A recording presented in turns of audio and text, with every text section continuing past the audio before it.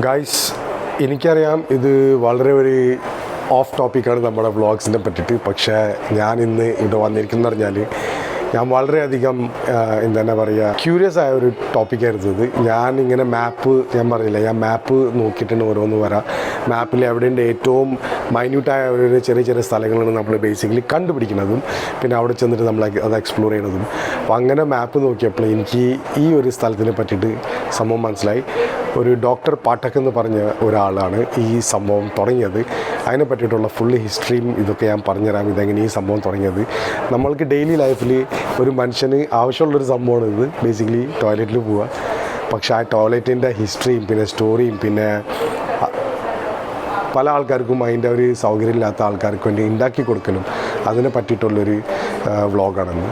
So please come and watch this vlog completely. അപ്പോൾ basically ഞാനിവിടെ വരാൻ കാരണം എന്ന് പറഞ്ഞാൽ ഞാൻ മാപ്പിൽ ഇങ്ങനെ ഒരു സ്ഥലം എവിടെയാണ് പോകേണ്ടതെന്നുള്ള ഇത് അന്വേഷിച്ച് വന്നപ്പോഴാണ് ഇത് കണ്ടത്. അപ്പോൾ ഭയങ്കരമായിട്ട് ഞാൻ ക്യൂരിയസ് ആയി. ആ ക്യൂരിയോസിറ്റിയിൽ വന്ന് ഞാൻ കണ്ടാണ്. And I kind of like the concept what this guy doctor Pathak has done.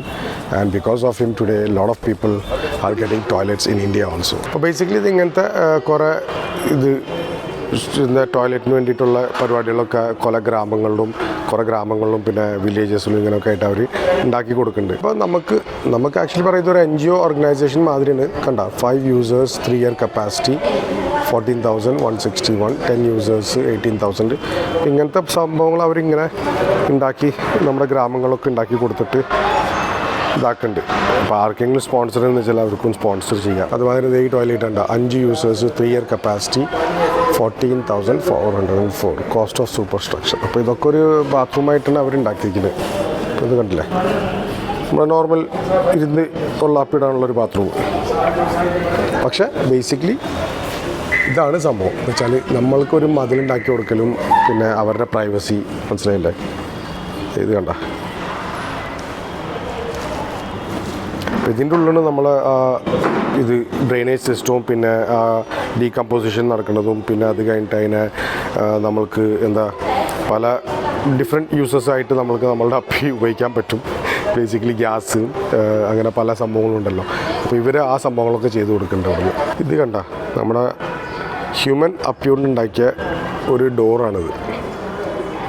ഇതാണ് ബേസിക്കലി ആ ഡ്രെയിനേജ് സിസ്റ്റത്തിൻ്റെ അവർ സാധാരണ സ്ഥലങ്ങളിൽ അവരുണ്ടാക്കി കൊടുക്കുന്നുണ്ട്. വളരെ ലോ കോസ്റ്റിൽ അവരുണ്ടാക്കി കൊടുക്കേണ്ട ആൾക്കാർക്ക് ഇങ്ങനെയാണ് ഉണ്ടാക്കി കൊടുക്കുന്നത്. നമ്മുടെ നാട്ടിലെ ടോയ്ലറ്റ് ഇതുമാതിരിയല്ലേ. ഓർമ്മയുണ്ടോ മക്കളത് ഇങ്ങനത്തെ ടോയ്ലറ്റ് നമ്മുടെ നാട്ടിൽ? ചിലവർക്ക് ഓർമ്മയുണ്ടാവും, എനിക്ക് ഓർമ്മയുണ്ട്.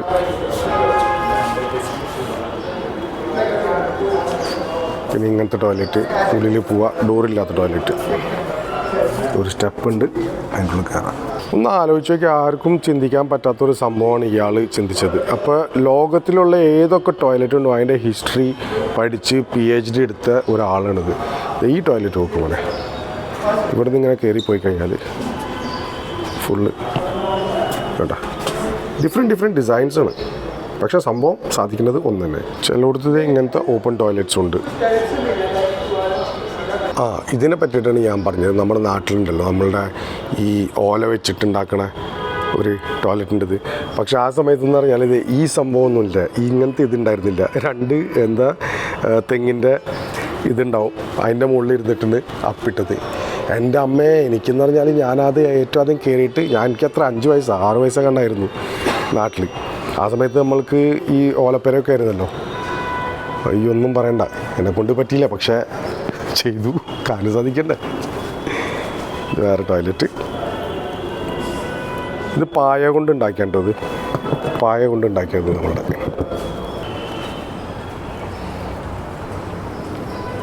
ഇതൊക്കെ സെപ്റ്റിക് ടാങ്കാണ് അവരുണ്ടാക്കിയിരിക്കുന്നത് ബേസിക്കലി. അത് പിന്നെ എങ്ങനെ അത് ക്ലീനിങ് ഉള്ള സംഭവം എന്ന് അറിഞ്ഞൂടാ, പക്ഷേ അതിൻ്റെ പല പരിപാടികളുണ്ടാവും. ടെക്നോളജി ഇപ്പോൾ ഭയങ്കര അഡ്വാൻസ് ആയില്ലേ. ഇതാണ് നമ്മളുടെ ഫ്യൂച്ചർ ടോയ്ലറ്റ്, മോഡൽ നമ്പർ 11 എന്ന് വെച്ചാൽ കുറച്ചും കൂടി സൗകര്യമുള്ള ടോയ്ലറ്റ്. ഇത് കണ്ട, ഇതാണ് ഫ്യൂച്ചർ ടോയ്ലറ്റ്സ്. ഒരു ഹോട്ടൽ മുറി മാതിരി തന്നെ, നമ്മുടെ വീട്ടിലുള്ള മാതിരി ചൈൽഡ് ഫ്രണ്ട്ലി ടോയ്ലറ്റ്. ഇവിടെ സംഭവം കുറേ കൺസ്ട്രക്ഷൻ ഇപ്പോഴും നടക്കുന്നുണ്ട്. ഇത് ഇപ്പോൾ എക്സ്പാൻഡ് ചെയ്തുകൊണ്ടിരിക്കുന്നവർ കണ്ട, ഇവിടെ ഇപ്പോൾ ഇങ്ങനെ നടന്നുകൊണ്ടിരിക്കുന്നുണ്ട് കൺസ്ട്രക്ഷൻ.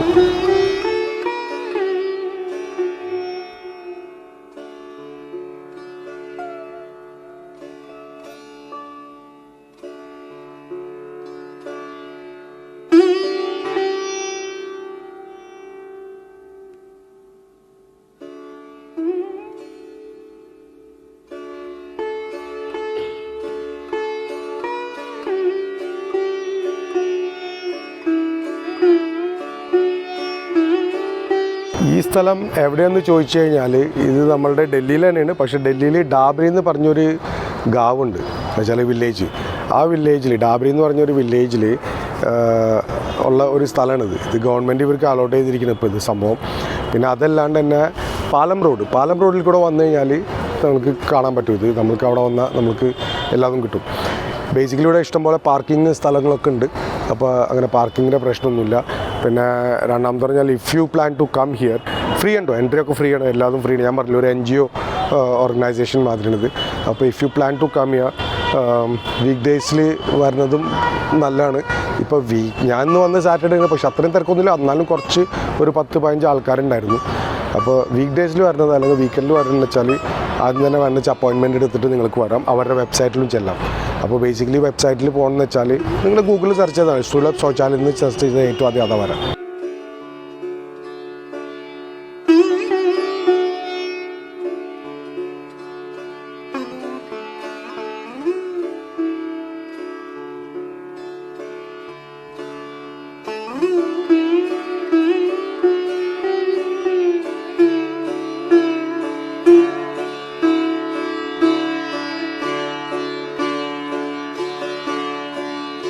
ഇത് 1920 ടോയ്ലറ്റാണ്.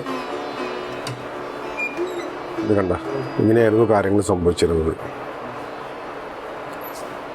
അപ്പോൾ ഇതിൽ എഴുതിയിട്ടുണ്ട് ഇത് മാനേജ്മെൻറ്റിന് വേണ്ടിയിട്ട്. അതിൻ്റെ തൊട്ടപ്പുറത്ത് തന്നെ കണ്ട, ഇവിടെ കോണിപ്പടി ഉണ്ട്. ഇതിൻ്റെ തൊട്ടപ്പുറത്ത് തന്നെ എംപ്ലോയീസിന് വേണ്ടിയിട്ട് വേറെ തുറന്നുണ്ടാക്കിയിട്ടുണ്ട്. അതും സെയിം അതുമാതിരിയാണ്. ഇത് ബേസിക്കലി കുറേ ഫാക്ടറിയിൽ വർക്ക് ചെയ്തിരുന്ന ആൾക്കാർക്ക് വേണ്ടിയിട്ടുള്ള സിസ്റ്റമായിരുന്നു ഇത്, ഇംഗ്ലീഷുകാരുടെ. ഇതിലെഴുതിയിട്ടുണ്ട് USA. അപ്പോൾ ഇതെങ്ങനെ തുടങ്ങിയെന്ന് നമുക്ക് അറിയാം. നമ്മുടെ ഫസ്റ്റ് സിവിലൈസ്ഡ് ആയിട്ടുള്ള ടോയ്ലറ്റ് തുടങ്ങിയത് മോഹൻജൊദാരോയിലാണ്. ഈ മോഹൻജൊദാരോയിലുള്ള വീടുകൾ പണ്ട് ടോയ്ലറ്റ്സ് ആയിട്ട് ഉണ്ടാക്കിയിരിക്കാനില്ല, അപ്പോൾ ഗ്രൂപ്പായിട്ട് ഉള്ള ഒരു സംഭവമായിരുന്നു. പിന്നെ പ്രൈവറ്റ് ടോയ്ലറ്റ്, ഇത് ഇവിടെ കാണുന്ന ഈ പ്രൈവറ്റ് ടോയ്ലറ്റും പിന്നെ അതിൻ്റെ ഇടയിൽ ഉള്ള സൂവേജ് സിസ്റ്റം അവരുണ്ടാക്കിയതായിരുന്നു. ഇത് കുളിക്കുന്ന സ്ഥലം ഗ്രേറ്റ് ബാത്ത് അറ്റ് മോഹൻജൊദാരോ.